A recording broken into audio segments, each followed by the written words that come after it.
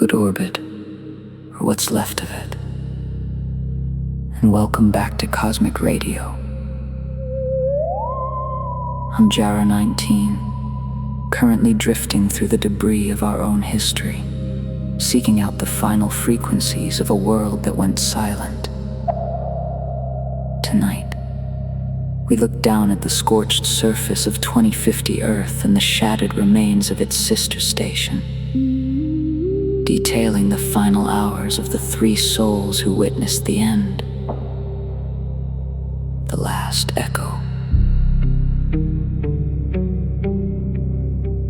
By 2050, the dream of an interplanetary future had been reduced to a grim survival pact.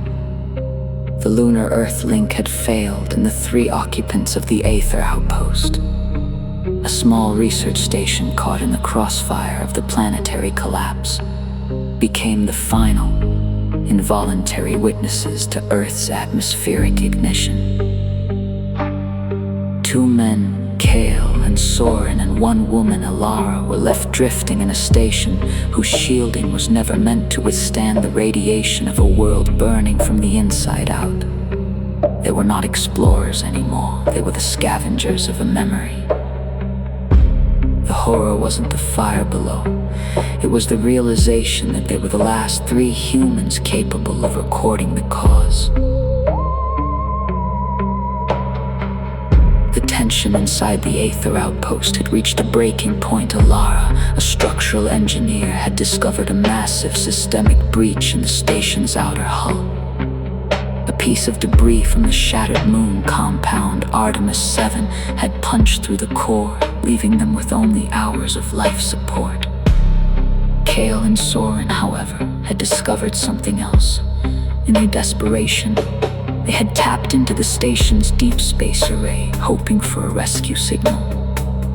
Instead, they intercepted a persistent, repeating pulse originating from the Earth's surface, a signal that should not have been possible.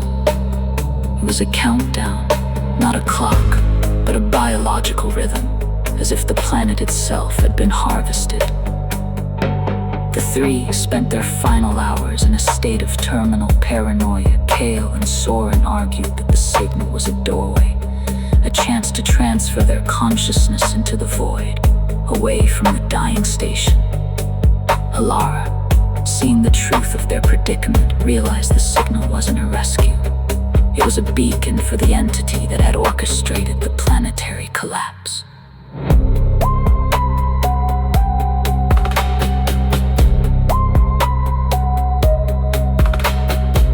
The final log is a chilling, chaotic document of the end. Alara's voice is the last to remain calm. She describes the men, Kale and Soren, opening the airlock not to escape, but to greet the signal. They walked out into the vacuum, convinced the shimmering, impossible light rising from the Earth's atmosphere was a salvation. They weren't screaming, they were laughing. Alara, left alone in the cold, hollowed-out Aether Outpost, recorded the final horrific visual. The station's viewport showed the Earth's surface undulating, vast swaths of the planet's crust folding back like a flower, revealing something colossal and hungry beneath. The signal stopped the moment they exited the airlock, replaced by a sound she described as 1,000 voices whispering a single name. She ended her transmission with a final somber observation. They aren't killing us, they're just deleting the files. And that, listeners, is the final transmission from 2050, a reminder that in the face of absolute extinction, humanity's greatest fear shouldn't be the end of the world, but the indifference of whatever comes after. If this descent into the final echo resonated with your deepest fears, then make your presence known across the cosmic currents. Find those red YouTube ovals on your display, wherever you are. Hitting like sends a clear signal to the algorithms that you crave more forbidden frequencies from the deep void.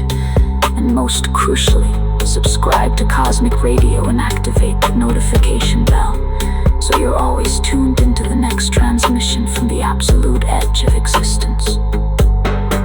Until the next mind-bending anomaly, keep your eyes on the stars, hold your memories close, and whatever you do, listen carefully to the silence.